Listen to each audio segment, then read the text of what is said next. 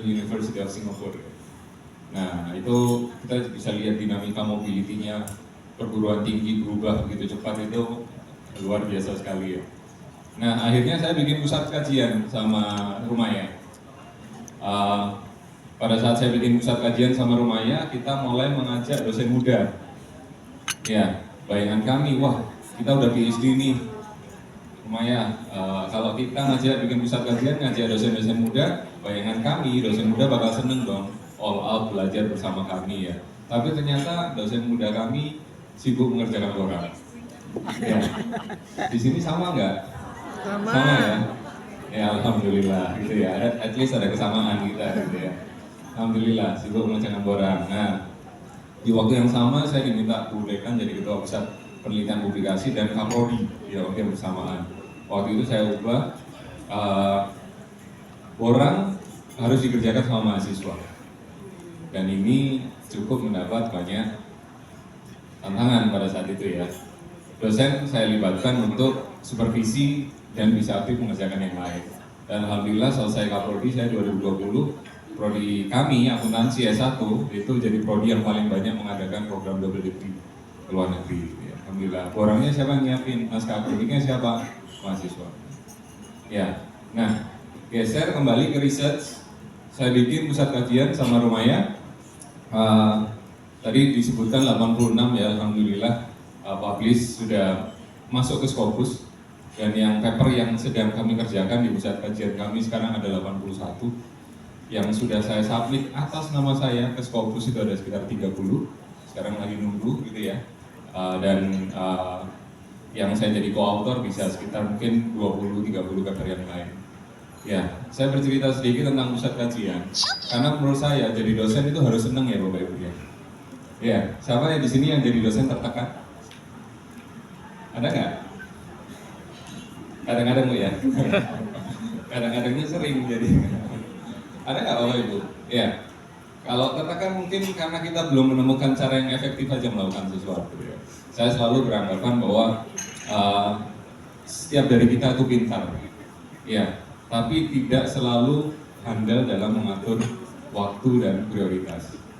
Ya, kalau secara pemikiran insya Allah semuanya pintar, tapi tidak terlalu terampil dalam mengatur waktu dan prioritas. Nah, itu yang mungkin kita bisa ngobrol bersama ya.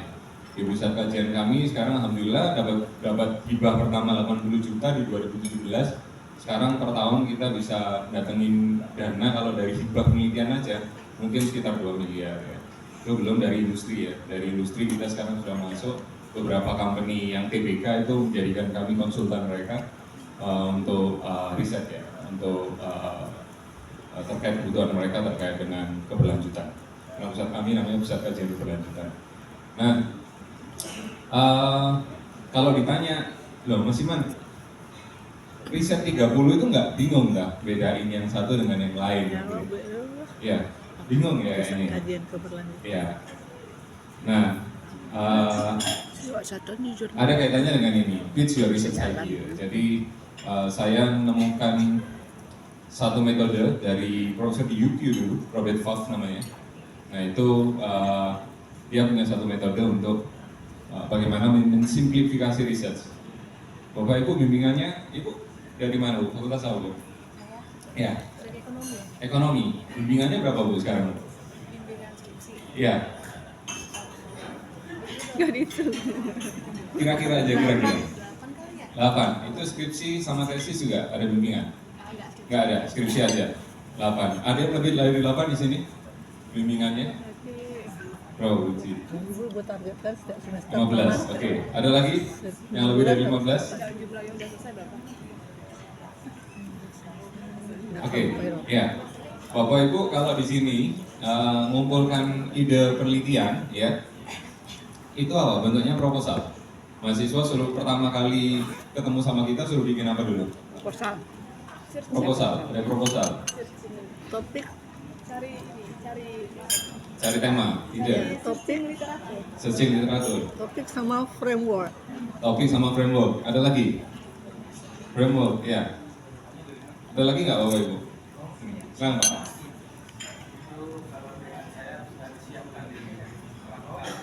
Kerangkanya. Kira-kira waktu kerangka itu diisi berapa halaman, Pak? Yang kembali ke kita, kan mahasiswa ngisi kerangkanya tuh. Waktu kembali ke kita, mereka ngisi berapa halaman? Hasil akhirnya. Masih lanjut. Sedang dalam proses. Oke. Sudah submit tapi belum reply orang. Udah lihat PJS. Oke, baik. Ya. Ada lagi? PJS-nya ada belum jurnalnya. Ada. Oke, baik. PJS-nya progres. Ya. Fenomena, oke, cari fenomena dulu ya. Oke, bisa ini ya. Ini mungkin saya masuk dulu ke ide ya. 97% UMKM itu tidak bisa survive di tahun kedua dan tahun ketiga.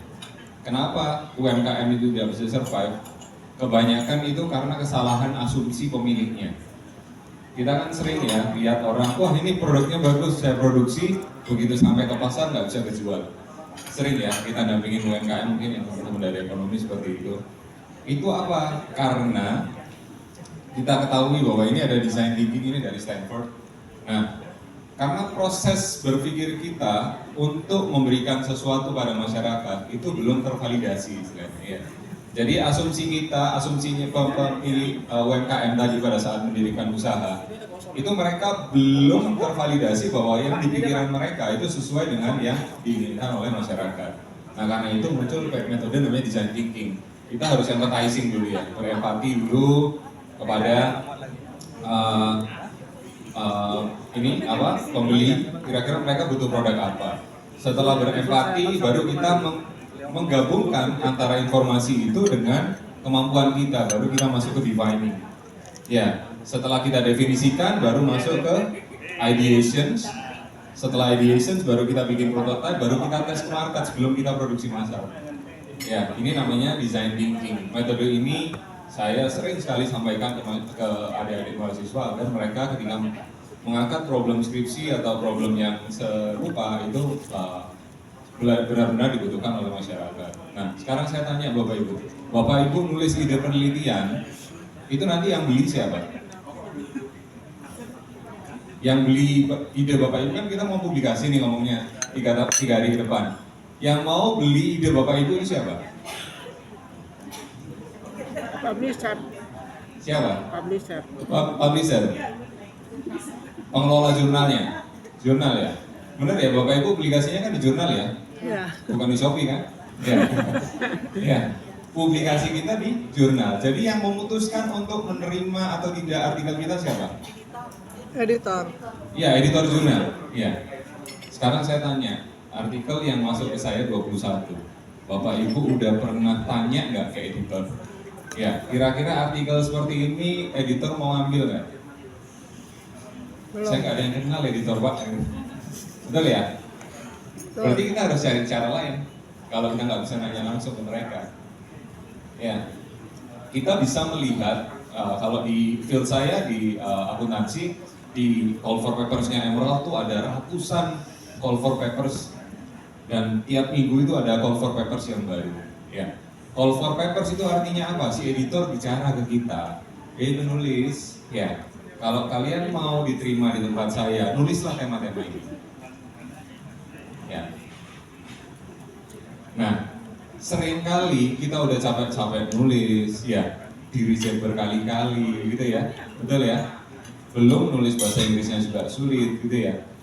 Metodologinya juga, apalagi ditanya kontribusinya kita nggak bisa cerita apa-apa. Nah, metode design thinking ini menurut saya penting Bapak Ibu. Bapak Ibu jangan cuma nulis neliti yang Bapak Ibu senengin sendiri aja. Tapi Bapak Ibu harus tahu bahwa topik-topik apa yang diminta oleh editor. Ini konek internet ya Pak?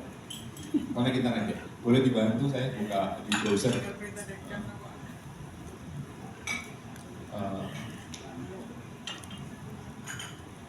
Saya di-remind kalau waktunya udah mendekat.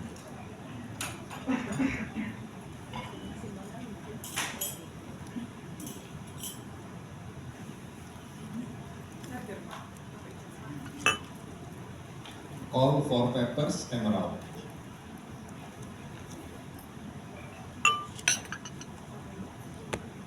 Oke, sambil nunggu ya, call for papers Emerald ya.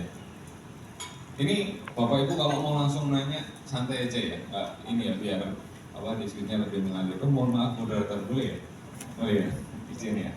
Ya, Bapak Ibu sudah ini nggak bisa ngikutin cara berpikir saya nggak tadi? Kalau saya nulis, menurut saya penting disertasi saya terkait military connections in business. Bagaimana koneksi militer itu mempengaruhi keputusan bisnis. Ya, nah, ya betul. Nah, kalau saya nggak verify, nggak validasi bahwa editor senang tulisan saya, kecil kemungkinan saya di reject. Nah, alhamdulillah Bapak Ibu, dari bimbingan skripsi saya, tesis, disertasi, sama ide saya sendiri, saya bisa bilang mungkin 90% ide kami diterima di jurnal.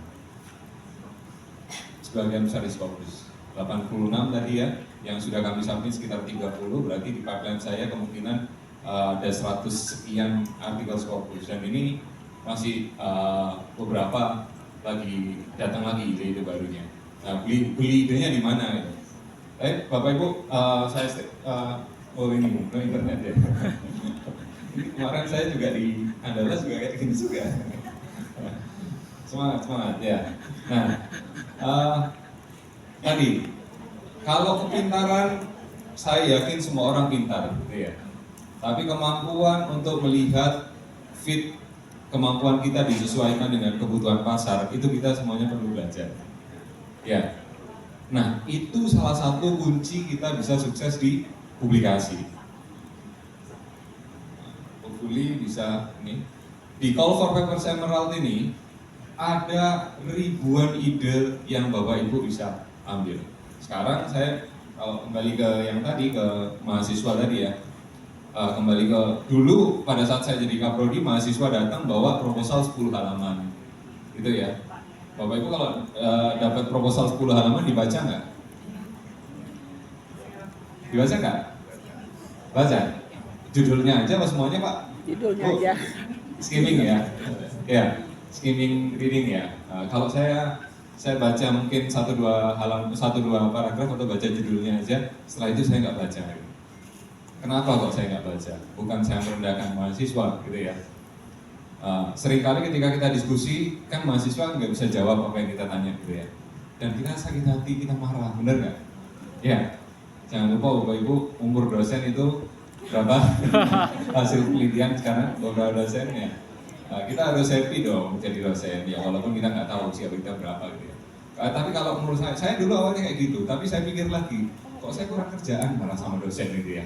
Kan dia yang punya problem, kok saya problemnya jadi ke saya sekarang. Nah akhirnya saya ubah, ya. Saya meminta mereka bikin pitching research, nanti saya ceritakan ya. Sekarang mahasiswa datang ke saya hanya menjawab 4 pertanyaan. Kalau kamu bisa menjawab 4 pertanyaan, silakan jawab 3 pertanyaan berikutnya. Kalau bisa menjawab 3 pertanyaan, silakan jawab 3 pertanyaan berikutnya. 10 pertanyaan terjawab, 51% chance dia dipublikasikan, insya Allah selesai. Ya, nanti saya sharing ke Bapak Ibu ya. Jadi kalau ditanya, saya hampir semua papernya punya pitching research tadi. Menjawab 10 pertanyaan tadi dari Robert Hoff. Bisa turun Mbak?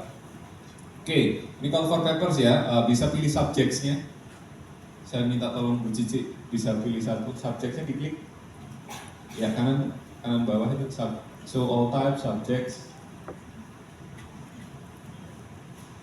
Nah, boleh pilih salah satu Bu Cici, terserah. Yang mana?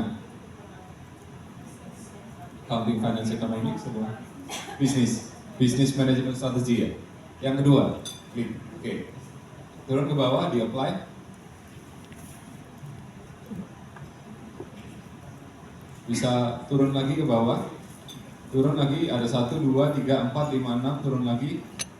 Klik angka 3 itu, titik 3 nih Mbak, titik 3 diklik. Ada 12 ya. Berarti 6 kali 12 berapa Bapak? 72 call for papers. Ya. 72 call for papers. Coba naik lagi. Back yang nomor 1 tadi, Mbak. Diklik yang nomor 1, turun.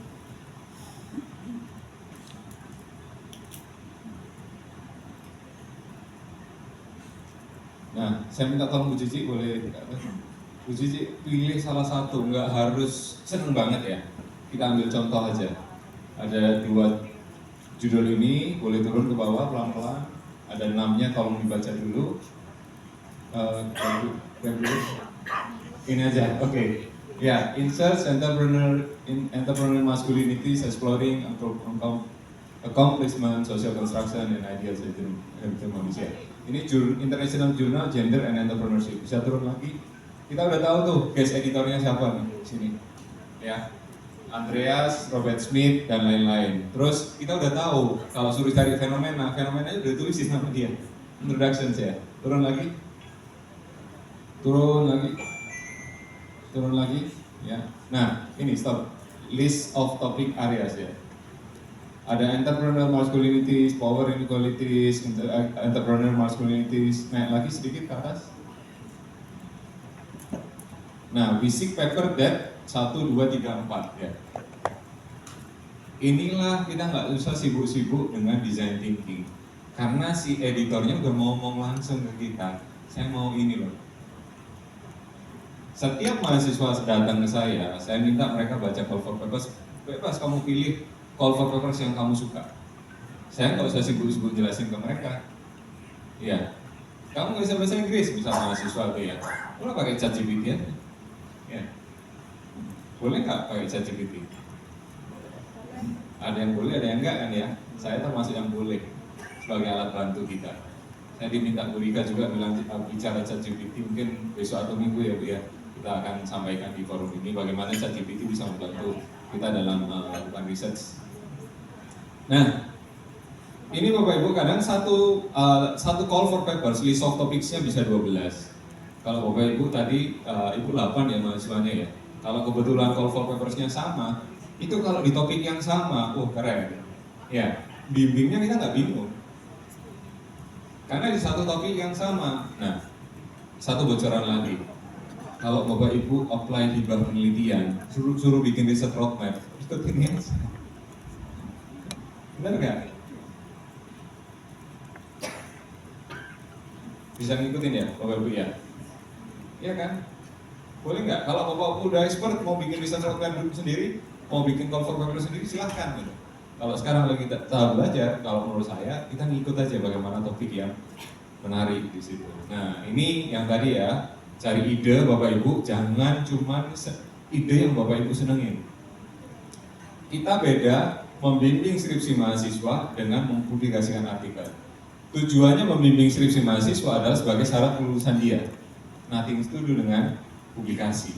Tapi kalau publikasi ada pihak eksternal yang kita ajak di link nanti. Siapa? Editor jurnal. Kalau mahasiswa kita mau ikut cara kita bahwa kamu cari ide penelitian baca call for papers ya, itu semakin memudahkan kita. Idenya bisa inline dengan yang diminta oleh editor. Oke Bapak Ibu, semakin pusing? Iya. Happy ya? Oke, ya. Ini hints-nya. Ini very efficient way. Kenapa? Karena kita sudah masuk di satu step di mana kita tahu ideations yang dibahas oleh editor-editor jurnal itu apa saja. Saya yakin Bapak Ibu sudah tahu call for papers dari lama. Tapi saya belum yakin semuanya berpikir dengan cara bagaimana saya berpikir tadi. Bapak Ibu bebas boleh pakai kembali yang tadi awal atau menggunakan metode ini ya. Tapi tadi message saya adalah Bapak Ibu nggak perlu capek-capek meyakinkan editor bahwa ide Bapak Ibu bagus. Kalau kayak gitu kita ikut ke pasar terus dong Pak idenya. Nggak juga, karena ide kan kita bisa pilih. Bisa pilih. Nah, sekarang JAR kemarin saya dapat informasi Journal of Applied Accounting Research lagi buka call for papers. Kalau Bapak Ibu udah banyak publikasinya, nulis call for papers bisa nulis kayak gini. Apply ke JAR, ya. Terus British Accounting Review juga tiap tahun buka call for papers. Bapak Ibu bisa baca. Oke. Makasih Mbak, kembali ke slide yang tadi. Ya, publikasi itu juga merupakan transaksi, ya, transaksi antara penulis dengan editor, ya. Transaksi tidak selalu dikaitkan dengan uang, ya. Ada jurnal yang tidak berbayar.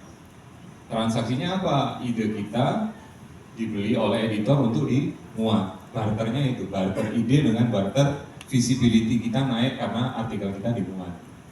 Nah, dalam transaksi itu harus ada kesepahaman antara penjual dan pembeli.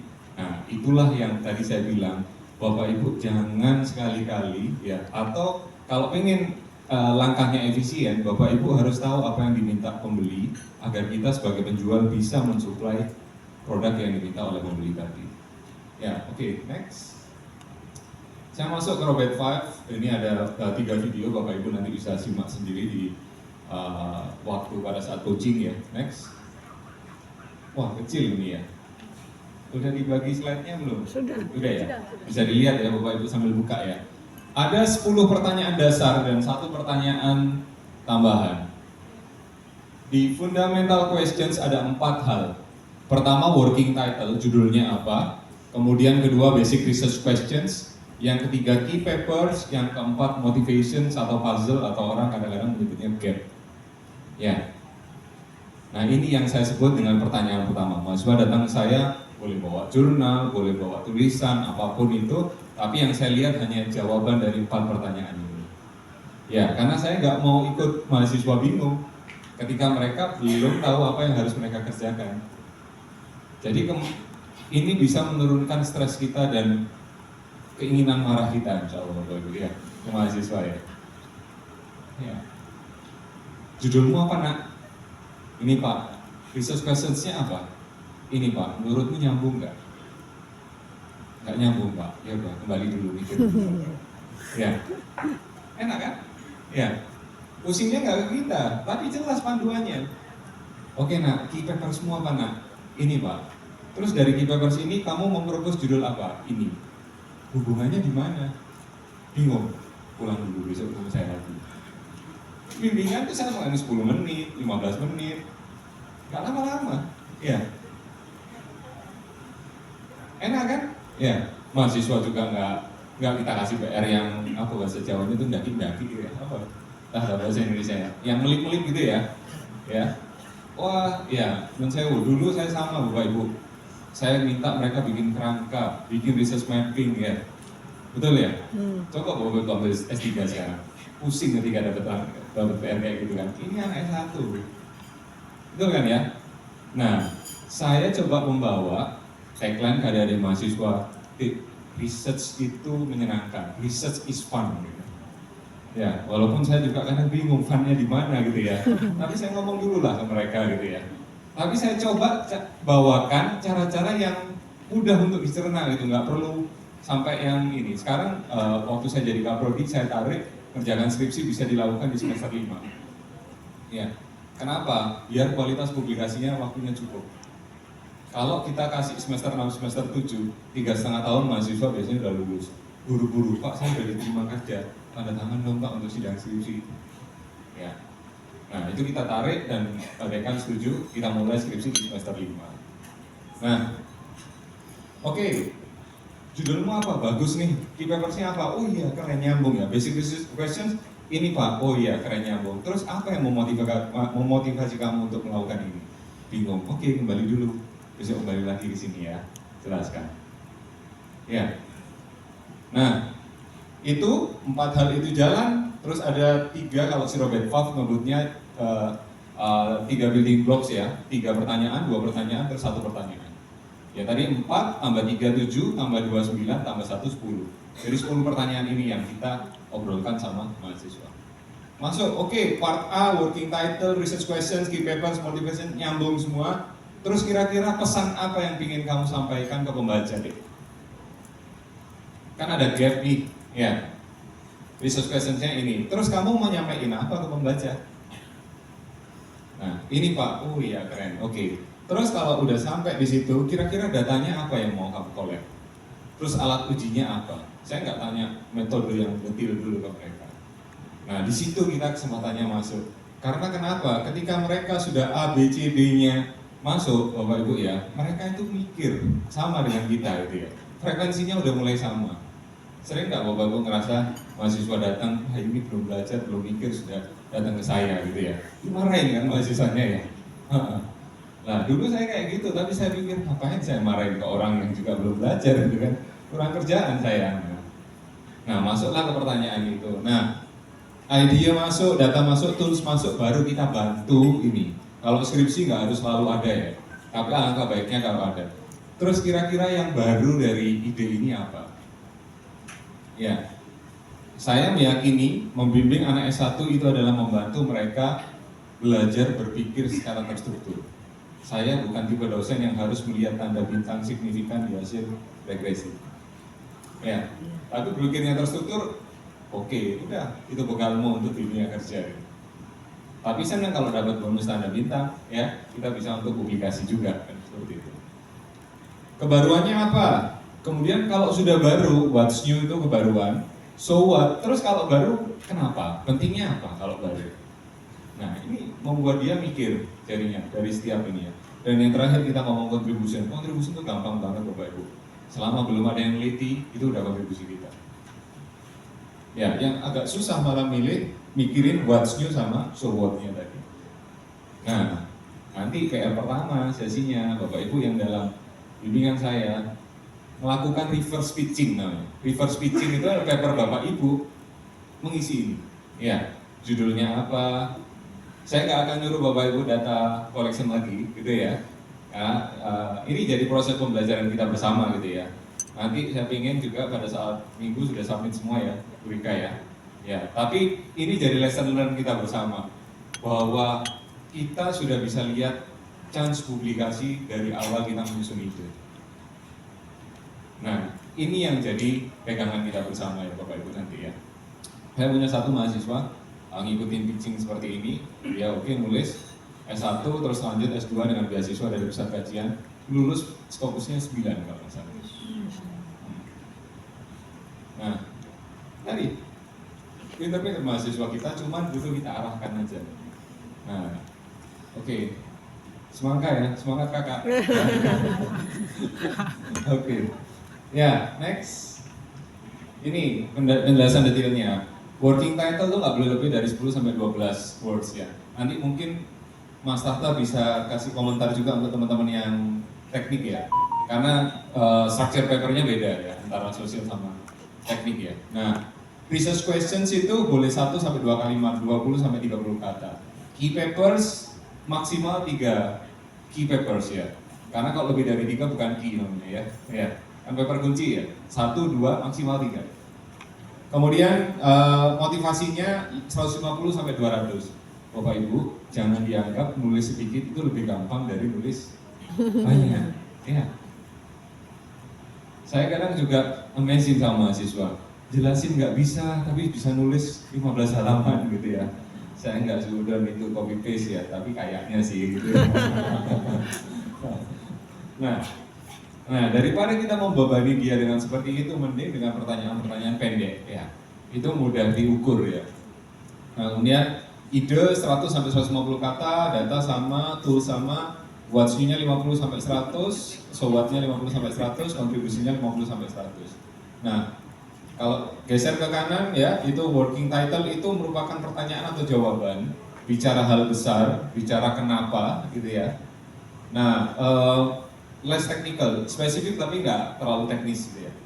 Research question itu bentuk pertanyaan, bicara hal besar, kenapa ya.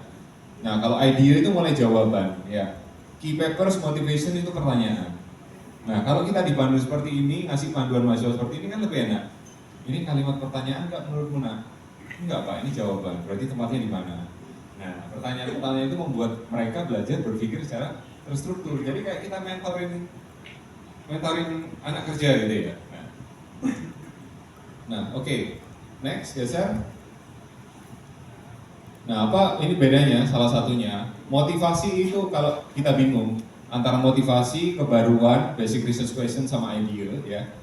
Motivasi itu adalah demand side, ya, kebutuhannya. Literatur itu butuh apa? Oh, ada gap nih, ada missing. Nah, motivasi di situ. Ya. Kemudian idea itu supply side. Kita sebagai penulis mau mensupply apa dari gap tadi. Nah, ini supply side sisi apa penawaran ya. Terus basic research question itu netral. Ya, pertanyaan penelitian yang kita nggak tahu jawabannya kemana ini. Nah, kemudian yang idea gimana caranya kita menjawab pertanyaan tersebut. Ya, next. Ya, kenapa kok penting kita menulis template yang terstruktur? Penelitian yang terstruktur adalah penelitian yang baik, merumuskan pertanyaan penelitian yang kuat, mengidentifikasi artikel kunci, dan memetakan kerangka dasar dari kerja paper kita untuk kebutuhan fundamental untuk membuat tulisan yang layak diterbitkan. Ya. Kemudian template memungkinkan kita untuk cepat menilai kualitas ide yang kita usulkan.